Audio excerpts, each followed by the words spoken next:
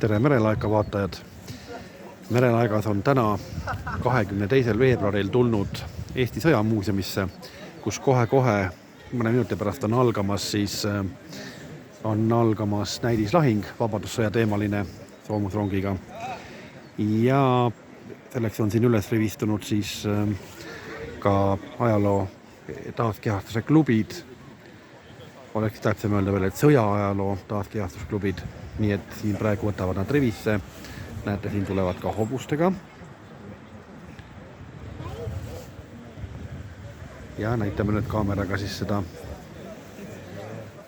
pindet, mis siin toimuma hakkab. Et nii mõlemalt, nii Tibla kui Eesti poolelt.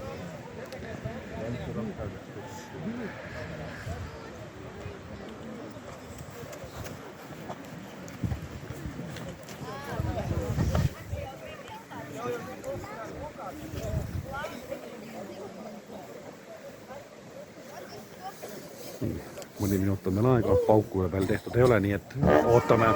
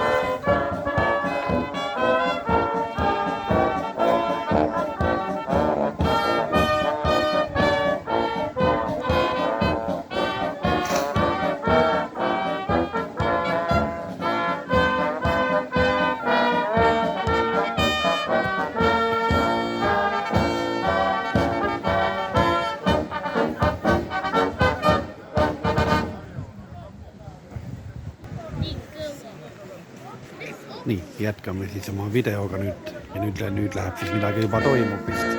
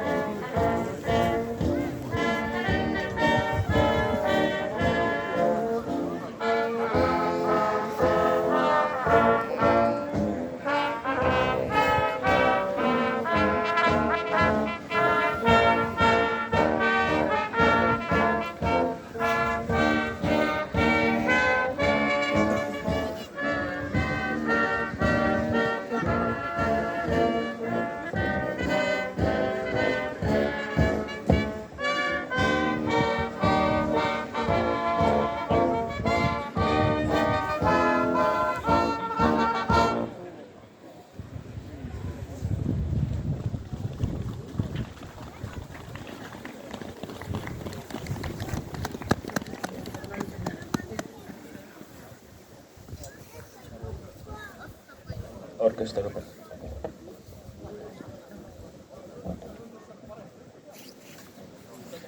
Nii, orkester lahkub või läheb eemaldub ja vaatame, Tere! mis nüüd edasi saab.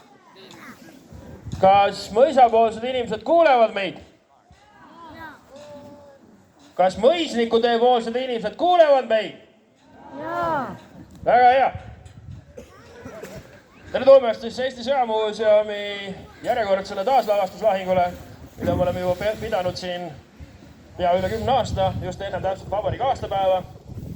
Ja kõigepealt kiire väike OT igaks juhuks teile, et need piirdeaiad on mõeldud selle jaoks, et igaks juhuks hobustel ette ei jääks. Kui te pärast lahinguväljal näete lõhkemata padruneid, mingit muud pürotehnikat, siis padruneid palun andke kohe. Näete, see on mõisa juures on üks valge Mercedes-Benz auto, andke sinna või tooge siis meile ette lauda ära. Igas muud pürotehnilised asjad jätke sinna, kus nad on, me tegeleme nendega jooksu. Aga siinkohal ma annaksin sõna üle lahingu peakorraldajale Margus Sinimetsale Saaremaa sõjavara seltsist, kes natukene räägib lahingu käigust. Tervitus ka minu poolt. Et nagu Siim juba ütles, et siis Margus Sinimets, mina, Saaremaa sõjavara selts ja kogu selle jama peakorraldaja. Et püüame nagu ikka igal aastal, ütlen ka siinkohal, et see 12. aasta järjest. Siim ei mäletanud, palju oli. Et 12. aasta järjest, see aasta on meil natukene parem kui eelnevad aastad, ehk siis on õnnestunud meil ka nii-öelda ratsaüksuse mõned mehed omale siia ikkagi saada, mida me oleme aastaid üritanud, aga ei õnnestunud. Sest hobuste vedu on nii kuradi kallis, et hapnik jääb kinni ja käibemaks ka veel otsa. Et ühesõnaga, eks me anname jälle endast parema nagu alati, aga räägin põgusalt süžee.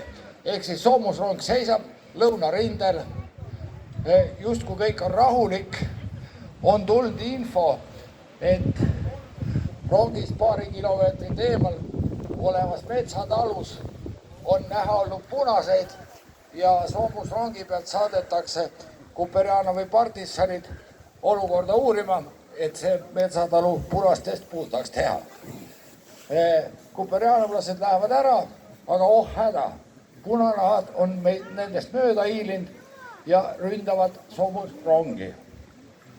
Et eks me siis katsume mõnda aega vastu pidada, kuna punaseid on palju, siis on meil muidugi raskusi, natukese maad tuleb taganeda ja päeva päästavad siis ikkagi soomusrongi päästavad ikkagi kuperjanovlased, kellele vahepeal on sõna viidud siis ratsaüksuse poolt, kes siis koos Kuperjanovi poistega tagasi jõuavad ja päeva päästavad. Et mõte ilus nagu alati ja mis välja tuleb, eks nüüd vaatame. Aitäh!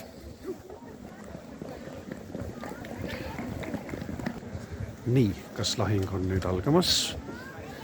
Igatahes minnakse juba positsioonidele.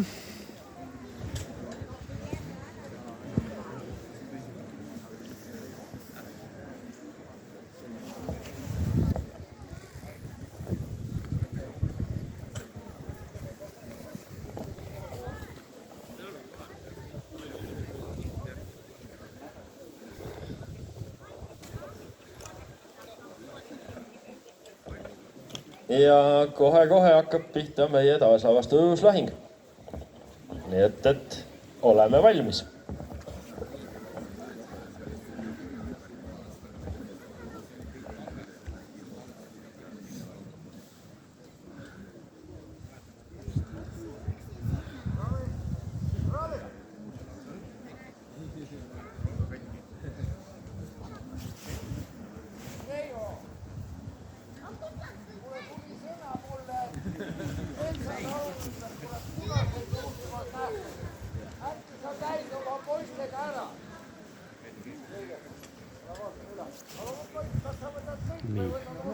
Luuresse ja soomusronglased rahulikult on ootel.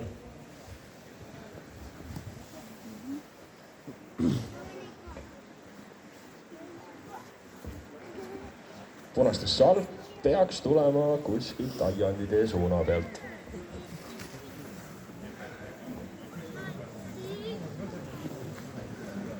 Tihtipeale tegelikult ongi lahingus, ongi enamus ajast me tegelikult ootame seda lahingut. Kes on kaitseliitlased, teavad seda väga hästi või kes on kaitseväes olnud? Nii, liikumine algas. Nii, aga enne kui päris paugud pihta hakkavad, siis natukene ka võib-olla siis eestlaste soomusrongide taktikast. Nimelt te näete siin ka hobuseid, siis tegelikult ka soomusrongide peal ka Vabadussõjas oli täitsa olemas enda hobuste salk, umbes 10 hobust, mida siis kasutati kaugluureks. Ehk siis nad tegelikult liikusid hobustest või rongidest õigemini siis 10–20 kilomeetrit eemal ja tihtipeale siis raudteede ligiduses ja kui nähti mingit ohtu, siis anti kiiresti nii-öelda kaasas olevate telefonidega, siis ühendati sidetraatidesse teada, et oht tuleb kas vasakult paremalt või kuskilt mujalt suunast või mis asi see päriselt on.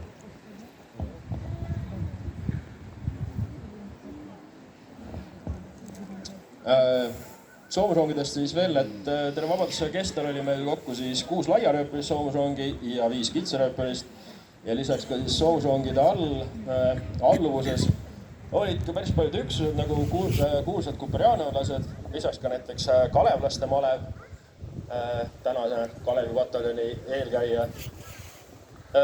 Lisaks ka näiteks ka soomusautode kolonne. Punased!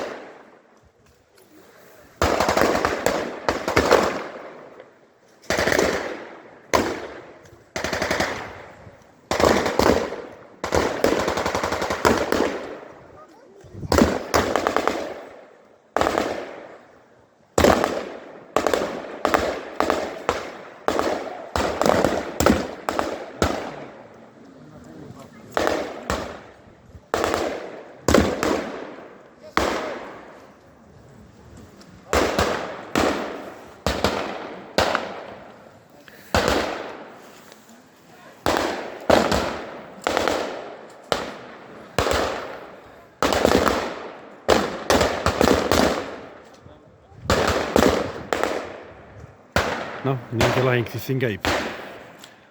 Aga meie soovime siis Verelaeka poolt head vabariigi aastapäevad ja kohtumisel.